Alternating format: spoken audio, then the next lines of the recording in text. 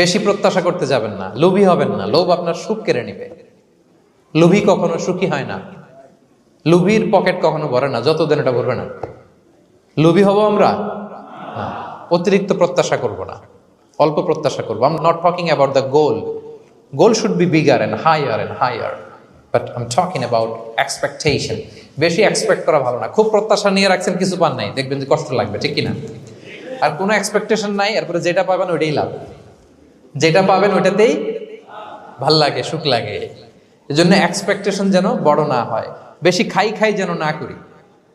হ্যাঁ, কালকে কি খাবো, পরশু, আগামী সপ্তাহে আমার মেয়ের কি হবে, ছেলের কি হবে, ওদের ভবিষ্যৎ, গাড়ি বাড়ি নাই, এই যে অস্থির, এরকম আসলে নাই।